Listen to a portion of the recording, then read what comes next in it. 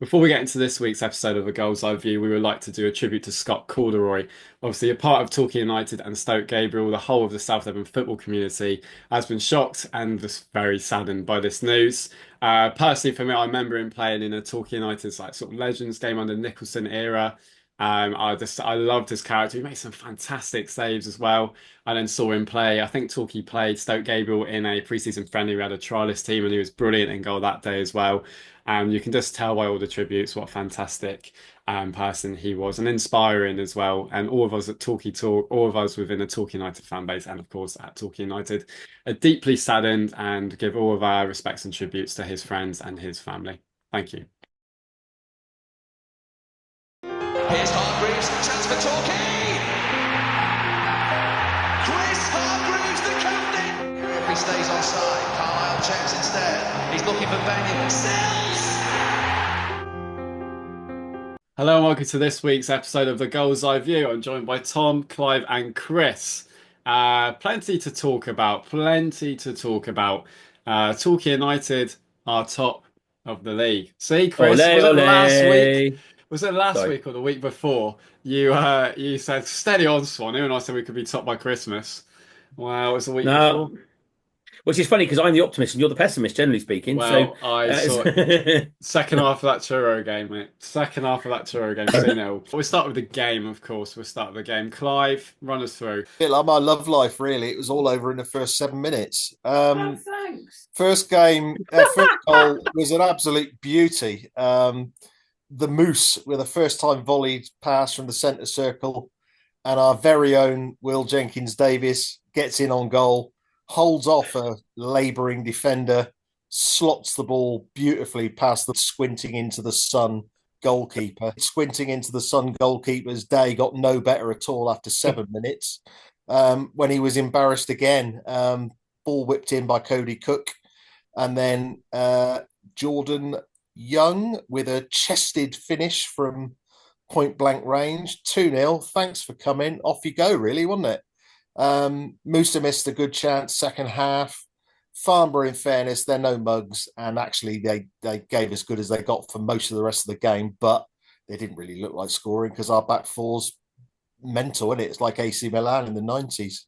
I'll let someone else have a go now, but that's a really quick summary of it. Thought Farnborough looked like they moved the ball around quite. I mean, I went to the game at Farnborough as well.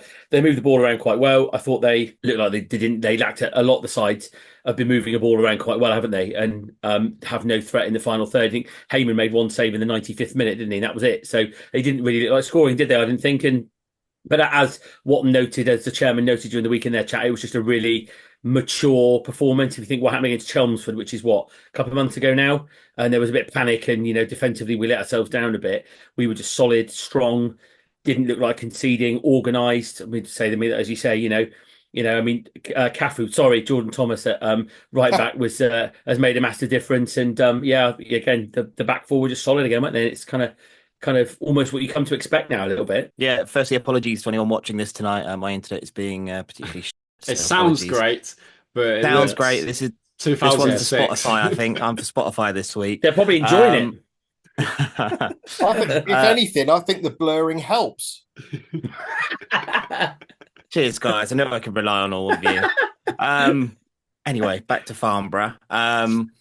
It's what I've been crying out for, to be honest. I think I've wanted Torquay United, especially at home, to come out the traps early, get into the opposition, and make it ours, sort of thing. And first 7 minutes have been blooming fantastic. The first goal was really well worked, wasn't it? Great ball by Musa.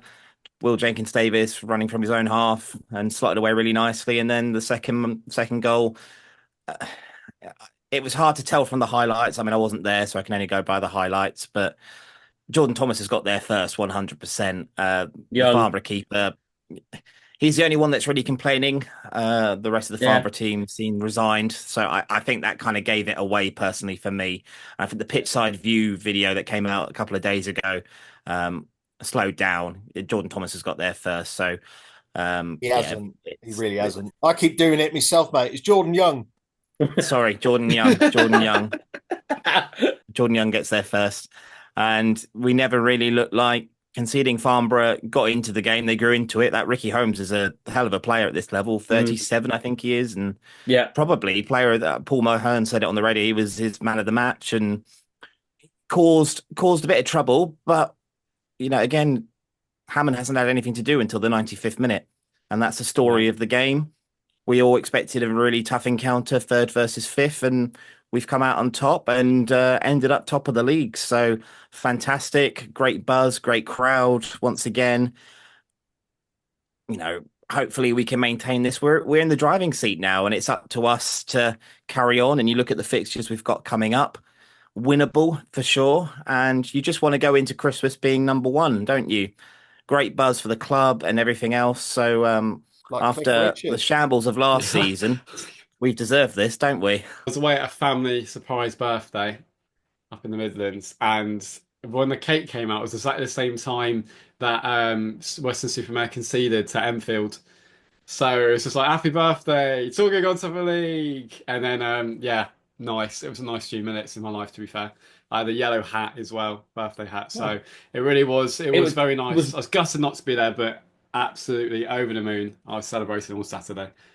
That was one of those moments as football fans you get every now and again because it was quite late in the game. Our game was petering out, and then all of a sudden you heard we are top of the league from the pop side, and you thought, oh, okay, because I knew obviously because True had been losing at half time, so it's one of those moments where you thought, okay, fine, but yeah, as Paul said after the game, he doesn't give two hoots, doesn't care.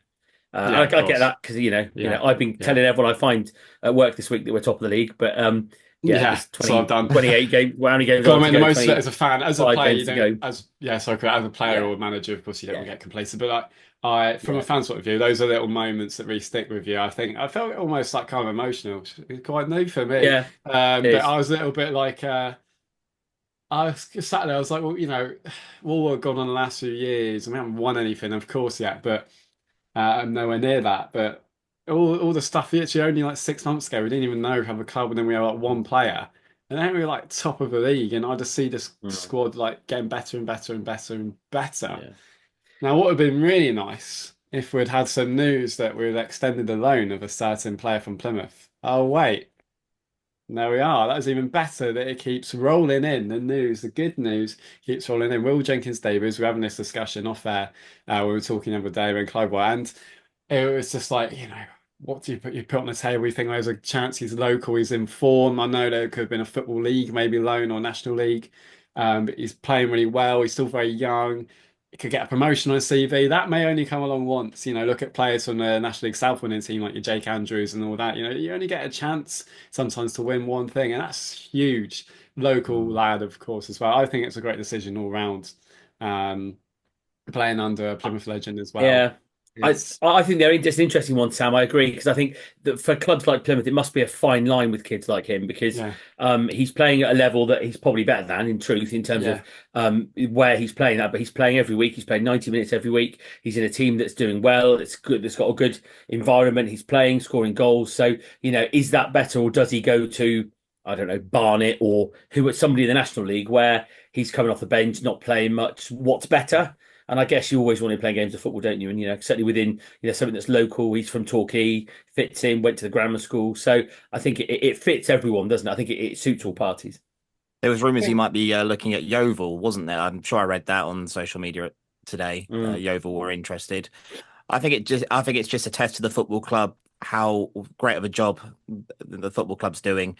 We're all in a positive place right now. We're playing some fantastic football. Let's not forget that his contract's up at Plymouth at the end of the year. So maybe that's a sign of intent from him that let's get this promotion, let's get back into the National League, and then fingers crossed, if it doesn't work out at Plymouth Argyle for him, maybe that means we can then maybe tempt him with an offer to sign here permanently. I think he's really developed this season. I thought he was a really good player last year in a really poor football team, in truth, with such negativity around. So to be in that environment, playing in front of the big crowds, at home, week in, week out, I think it's a great move for everyone involved personally.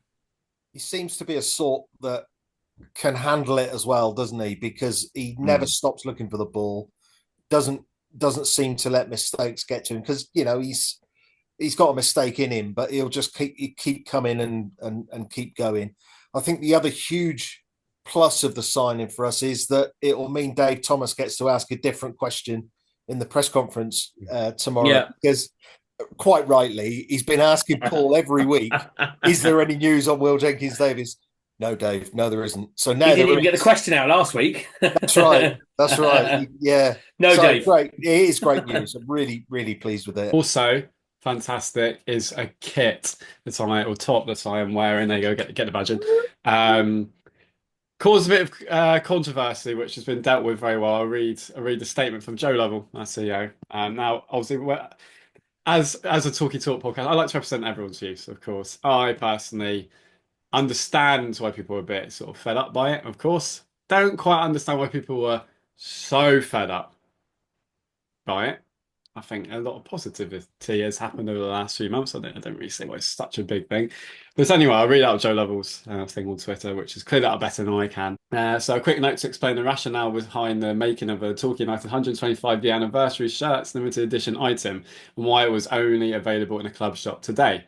We wanted to make sure it was something special and limiting to the number of shirts to 125, clearly a symbolic number. That's exactly that. The scarcity, I had to repronounce that one, that's why you'll see a cut, is exactly what makes it valuable collector's items for our fans. Given the limited volume available, we wanted to minimise the risk of our shirts not going to Talking United fans, and unfortunate selling online does increase that risk. The same risk is present with people entering an online ballot. We made the decision that the first come, first served basis at the club shop with only one available per person was the fairest way, and the only way in which all the shirts end up in the hands of Talking United supporters. I appreciate that it's difficult for a huge amount of supporters who live away from the Bay and those who are unable to get to the shop. There's no perfect solution, unfortunately. We wanted to continually freshen up the range and do things differently. We've already doubled last year's total retail revenue, so we're certainly going in the right direction. Support has been nothing short of phenomenal this year, and we'll continue trying to improve everything we do to reward that. And I agree. Some of those things, I think it looks brilliant.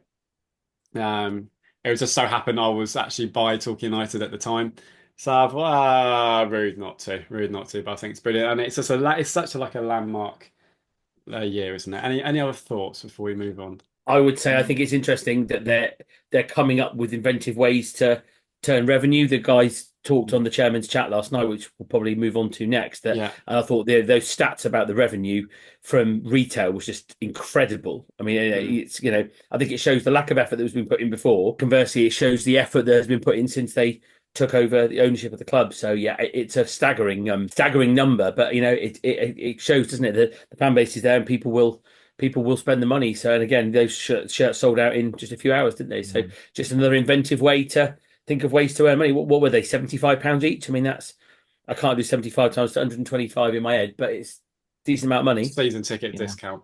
Yeah. But it was decent, yeah. I think it's clever, gets people in the club shop buying more merchandise just before Christmas. There was a queue. Yeah. But we don't get queues at Talking United. What are you on about? I think it's sad that Joe's had to write a sort of statement out in that regard, to be honest. Before we go to chairman's chat, Jack Wood, how did he pay? Clive, your thought, how was Wood? Good, I think. Little bit of confusion about his Christian name on the tannoy. Some people thought we brought Jedward on, which would have been interesting. No, I mean he did one really good thing early in his cameo, cut in from the left, had a shot. I think Paul Mulhern said the keeper was praying because took a big deflection, looped up in the air, and then just dropped maybe a yard wide of the far post. So I mean that would have been brilliant. But yeah, I mean he was pretty much a regular, I think, for Southend in the league above last season. He's been a bit more limited for opportunities this year, but he's obviously a player capable of playing at that standard. So you'd think it's a bit of an upgrade for the squad. I think we've got him only for 28 days, but fine. That's a few games over Christmas, and let's hope he makes a difference. Right. I just knocked someone over. Yeah, I agree. Right, going to chairman's chat. Clive, you did a really good summary actually earlier in our Talkie Talk chat, or if anyone wants to summarise it, what are your main thoughts from it? What are your main thoughts? Overall, positive, brilliant, of course. But I mean, bits? Two fantastic communicators, really. The two joint chairs. By all means, have a look on the Talkie Talk website, because as I was watching it last night, I was making notes, and I put a load of bullet points on there to summarize it. The financial situation at the moment is interesting. Sometimes you have to read between the lines a little bit, and it did strike me. They said that they're not going to be able at present this season to make the club sustainable as they originally hoped that they would. There's a lot of reasons for that, I think. I'm not sure that that the financial situation at the club was quite as perhaps they realised when they came in. I think it's the old thing about looking under the bonnet and you start to find things. They said in the interview, there's a lot of problems with the ground which have just been ignored for years and years, despite the fact the club was losing £1 million a year. None of those outgoings went on maintaining what was still quite a modern ground, but which now has quite a lot of issues. Floodlights are a problem. The big screen isn't working as well as it could do, and all this capital expenditure does need to be met. So kind of that's the bit that's bubbling away underneath, which just makes me want to be a little bit more realistic, perhaps, about signing every player you can find. Of course, we want to get promoted. It looks as though we got a really good chance of that. But what they're doing brilliantly and with sort of foresight, really, is trying to maximise every opportunity to get money into the club, because the gates are up substantially. They're averaging over 3,000, as we know. They're trying to get 4,000 through on Saturday, and for all that is very, very helpful, it won't be enough. We need to be raising money from every possible source, really. So they are spending money on the facilities. We've seen the Cove renovated upstairs. They're doing a similar job slowly now at Boots and Laces. There's a load of new tellies in there. They're branding it as a sports bar. There's new furniture on the way. They've invested, as Swanee and I saw the other day, in a new sound system.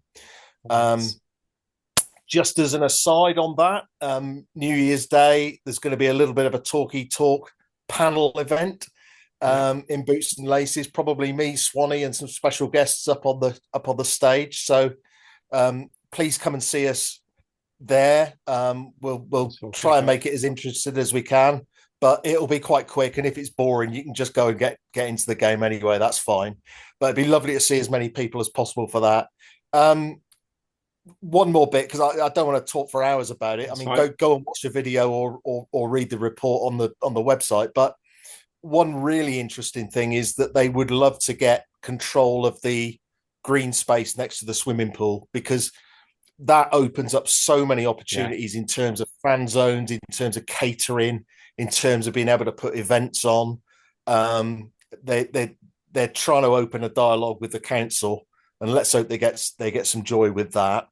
And the final thing was, I wonder if it might be slightly optimistic, but if you don't ask, you'll never get.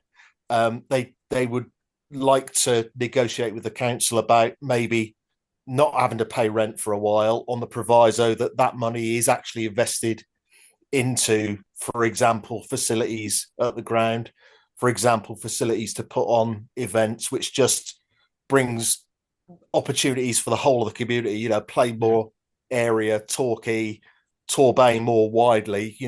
Community club, get as many people involved as possible. So, as I said, the two guys, we know they're massive Torquay fans.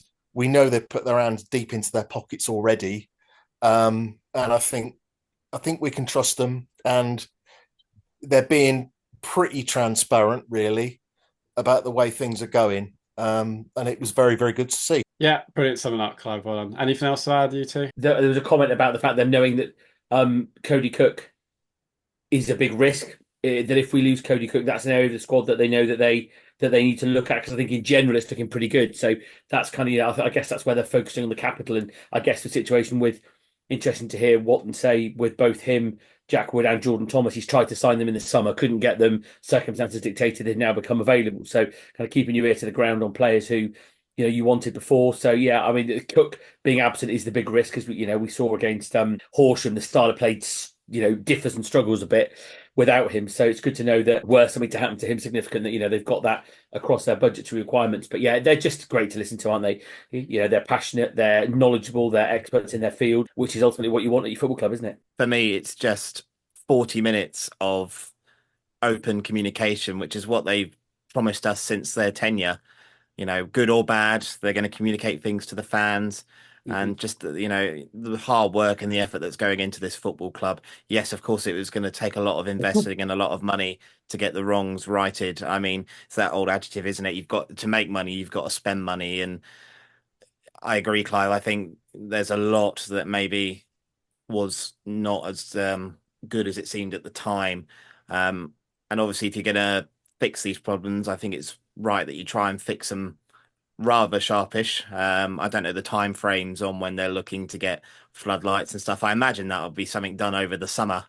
But again, they've got such a great fan base, volunteers, and the scoreboard. I think they've got a sponsor in who's good with dealing with the scoreboard, and they're going to help as well. So it's just getting everyone as a collective involved together, and I think it's just wonderful that we as fans. I mean, we've not known communication like this for God knows how long. So I just think, all we ask as a fan base is just, be open, be honest. And, the Bring Consortium, Mark, and, the rest of the consortium have done great on that front. So, yeah, I just keep it up, guys, and keep doing the good work. We're in a really good place right now. We're getting big crowds again. I'm all for pushing for ambitious crowd figures here at Playmore, and fingers crossed we can get that on the weekend. As we're recording, the club of Yeah. Torquay United have just issued a club statement on this scenario. So the scenario that Gosport Borough have been kicked out for fielding an eligible player in the round before the round where they beat Worthing.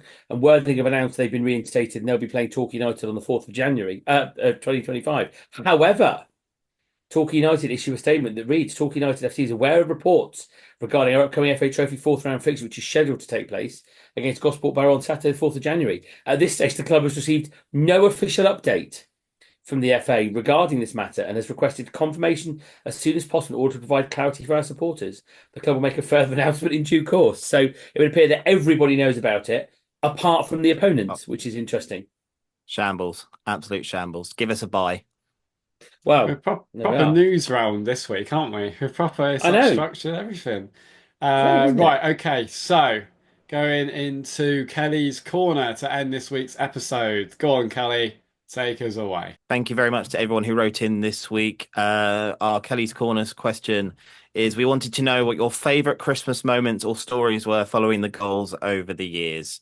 So there's a little bit of a theme developing with some of the responses. Once again, thank you to everyone who posted this week. So we'll start with Johnny Jones, who says the 2nd of January, 2012, Argyle away, you know the rest. And I think that's up there with probably my Incredible. festive favourites. That whole day. Yeah. What a team we had that year as well. It's a crying shame we never got promotion that year. Don't think I can ever go back to Home Park if we were lucky enough to go back ever again there. I don't think we'll be able to recreate the moments in the away end like that. Fantastic. I couldn't when I saw Muse there last year, to be honest. I just couldn't They're only recreate a it. jumped up League One club, though, aren't they? It shouldn't be too long before we play them again, surely. Clive, don't. We're on good terms with Argyle. Don't piss Yeah, them I off. know They'll we take are. all Yeah, Dragon's no, babies back. it's brilliant football family. Yeah, That's it. Paul Mulhern says, having been on radio for the previous season's 6-2 defeat at Yeovil, I fairly enjoyed the Boxing Day 6-1 humbling in 2020. Was a Yeah. reduced crowd, but I managed to get a ticket, fortunately, 4-0 up at half-time, and basically toyed with them for the second half. Oh, them were the days, weren't they? Jamie What a performance says that. That's it. Jamie says that incredible late winner away at Yeovil on New Year's Day. Or actually, it was the second, as he says. We'd had everything from sunshine to torrential rain. Always rains away at Yeovil. Gone 1-0 down from I Am Nobody. And then pops the lemon in the 76th minute before Dan Holman. Remember him in the 89th minute. Amazing. What a That was day. incredible. That was What a incredible. goal The as video well. from the fan, it was offside, wasn't it? But the video from the fan's perspective, oh, that was incredible. That was incredible. And I got a hug from Dom. Wow. Wow. I hopefully I get Living the that dream away there with for away us. on Boxing Day. Christmas Pop that. dreams. Yeah.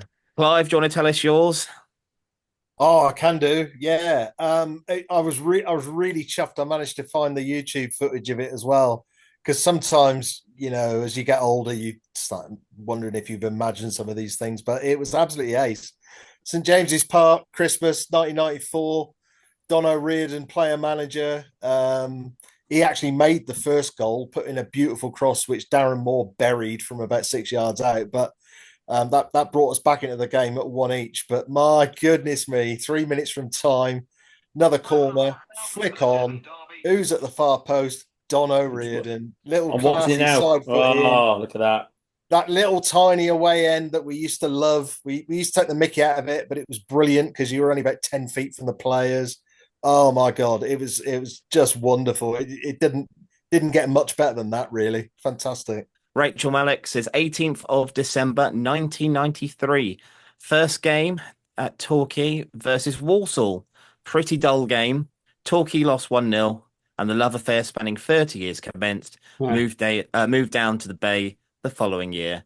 That's a touching And story, but it's not a Christmas game, is it? 18th of December, it's That's not a festive Christmas game. Come on. enough. I'll leave you and Rachel to fight that out on the WhatsApp group, Clive.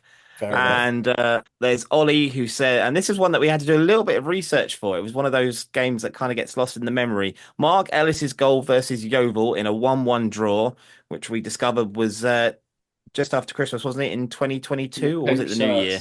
Pink shirts. Paul Oh, I love Mulhern, that pink the shirt. man on the Looked spot up. for that one. Looked up, I Paul remember Mulhern reminded us about that one. That opened the scoring. They equalised in the second half, and Dylan Crowe got sent off in injury time. So I do remember it's not as good as the others, but we beat Yeovil Mm. 3-0 a few years ago on Boxing Day. Anyone remember that? Lapsley got someone sent off, didn't he? Saunton, yeah, something like that. Yeah, that Christmas was, game. that was a Boxing Day game, I'm pretty Was it? sure. Yeah. Boxing Yeah, Day. he absolutely housed it, didn't he? Yeah, yeah. Sonny Lowe Everton was on the wrong end of that. Yeah, Yeah, someone Yeah. was. I can't remember who it was. That's Yeah. it. Yeah. And yeah, it was something And, Lowton, I remember now, yeah. And finally, just on Facebook, I've got Paul Stoneman who says, my favourite is definitely coming back from 2 down away at Home Park on Boxing Day 2001. yes. I had to look up as I thought Effion scored the equaliser, but it was a Richard Logan 90th minute It penalty. Richard That was- Logan. My God. Wasn't that the day they just opened the away end? We were the first team in that new away end, and I got to see it. I was on the front row. I think that was that game. It was because Richard can't Logan remember. slid in and scored at the back post. We scored 2 in the last 10 minutes. Yeah, I have a memory. You just got me thinking then, Clive, talking about St James's Park on Boxing Day. I don't remember the year, and I think the game was a draw. But I remember Chris Ledbetter hitting a penalty that flicked the crossbar at the Big Bank end before it's the current thing, and it went so high it flicked the bar and went out the ground. I'm going to have to check where that was, but I'm Goodness pretty me. sure that was Boxing Day. That would have been a bit after what you're talking about, I reckon. But Yeah. Can I raise you Asa Hall's goal against Truro at Playmore Boxing Yeah. Day? And 4-2 goal. win. Oh, there's 2 stunners in that game. Didn't Kalala or someone score one as well? Yeah, that was a good one. Shane scored a really good. Yeah, we were on it on that That was game. possibly the away game, was it? Yeah, it was. No, that was the home no, game. it was the The home away game. The away game It was the home 3-1. game. Yeah, The home game. yeah. I also, And I just when you said Exeter away, all I can think of is that Sintanter Sports live disaster Oh. class of 2007. We lost 4-3. What a game! But That I was just remember brilliant. Yeah, It was when we brilliant, scored that indirect free kick up the that. Yeah, far and end. then yeah, Yeah. and then we beat them 1-0 in the return on New Year's. I'm glad That Tim was a- Sills was I'm Silsy- glad Tim Sills was okay after that headbutt. Yeah, savage that headbutt was savage, wasn't it? Danny Seaborn, absolute animal. Yeah, Yeah, yeah, got what he deserved, didn't he? definitely. Yeah. What, a move to Southampton? Yeah, well, no, that's not quite what I meant, but yeah. We'll do predictions. We're most likely to do an episode after Hemel, so we won't predict the Truro game just yet. Hemel, I reckon, back on BBC summarising duties with the great Paul Mahern. I reckon a 2 You should have mentioned it, Swanee. I reckon another 2-0, 3 2-0s in a row. Win. Clive. They're the Tudors, aren't they? Hemel Hempstead, the they are. Tudors. Yeah. Henry Tudor, 6 wives. Torquay 6-1. There you go. Very nice. Blimey. I'm looking forward to Chris.